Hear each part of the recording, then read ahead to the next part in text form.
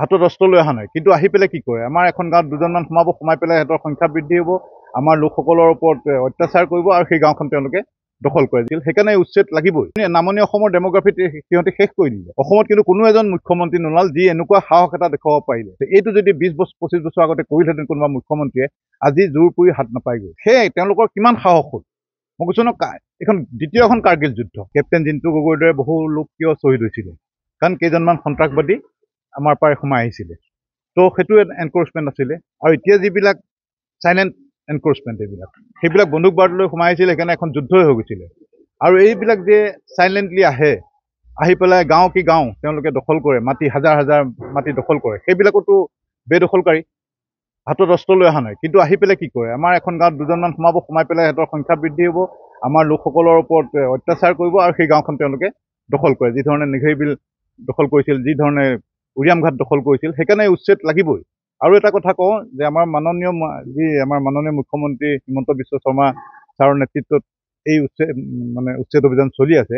অসমত কিন্তু কোনো এজন মুখ্যমন্ত্ৰী নোলাল যি এনেকুৱা সাহস এটা দেখুৱাব পাৰিলে যে বল্ড ষ্টেপ ল'ম, যিমান বিৰোধিতাই নকৰক কিয় সেই উচ্ছেদ কাৰ্য চলাই আছে। এইটো যদি 20-25 বছৰ আগতে কৰিলেহেঁতেন কোনোবা মুখ্যমন্ত্ৰীয়ে, আজি জোৰ পুৰি হাত নাপায়গৈ।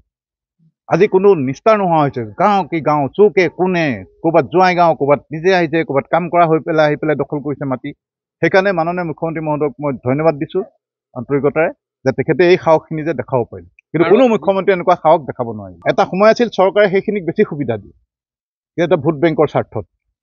আৰু তাৰপাছতে সেইবিলাক কলনীবিলাক কি হৈছে, এই ড্ৰাগছৰ ঘাটি হৈছে, বন্দুক বাৰুদৰ ঘাটি হৈছে, এটা ক্ৰিমিনেলৰ ঘাটি হৈছে। সেইকাৰণে এইখিনি ফুল ফৰ্মত আৰু ইয়াতকৈ জোৰদাৰকৈ উচ্ছেদ চলাব লাগে। সকলো মই অসমৰ দল বল জাতি ধৰ্ম নিৰ্বিশেষে সকলোকে আহ্বান জনাওঁ যে তেখেতে আমাৰ মুখ্যমন্ত্ৰী মহোদয়ৰ নেতৃত্বত যি এই উচ্ছেদ কাৰ্য চলি আছে, তাত যাতে সকলোৱে আহি পেলাই সকলোৱে মুখ্যমন্ত্ৰীগৰাকীক যাতে সাহস দিয়ে। কালি এক প্ৰকাৰ ভাবুকিয়ে দিছে যিসকল উচ্ছেদকাৰী, যে আমাৰ ঘৰ যদি উচ্ছেদ কৰোঁ তথাপি আমি এই স্থান এৰি নাযাওঁ বুলি এক প্ৰকাৰ ভাবুকি দিছে। সেয়াই তেওঁলোকৰ কিমান সাহস হ'ল। মই কৈছোঁ ন, এখন দ্বিতীয়খন কাৰ্গিল যুদ্ধ।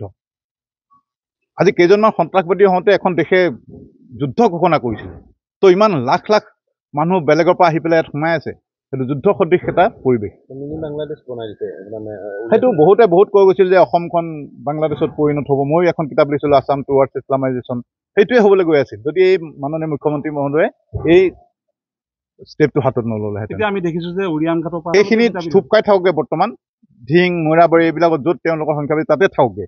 আমাৰ যাতে এইফালে আহি পেলাই তেওঁলোকে ইয়াৰ ডেমোগ্ৰাফিটো সলনি কৰিব নোৱাৰে। নামনি অসমৰ ডেমোগ্ৰাফিত সিহঁতে শেষ কৰি দিলে, আমি মাইনৰিটিত পৰিণত হ'লোঁ। কিন্তু সেইটোকে হ'বলৈ গৈ আছিল।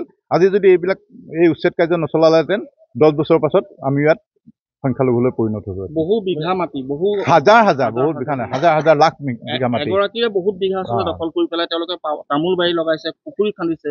সেইটো আচলতে সেই প্ৰশাসনৰ মানুহবিলাকো বিচাৰি আনিব লাগে, কোন প্ৰশাসনৰ দিনত কেতিয়া এইবিলাক হৈছিলে সেইবিলাকো খুচৰিব লাগে। আপুনি সেই উজনি সুৰক্ষিত কৰিব ৰাখিবৰ কাৰণে এখন আপুনি কিতাপ লিখিছিলে, য'ত যাতে মিঞা আগ্ৰাসন হ'ব নোৱাৰে উজনি। আজি সেইটোৱে হৈ আছে, আগ্ৰাসন হৈ আছিল। আজি কিন্তু আমাৰ এই উচ্ছেদ কাৰ্যৰ কাৰণে আমাৰ এটা নিৰাপত্তা আমি অনুভৱ কৰিছোঁ।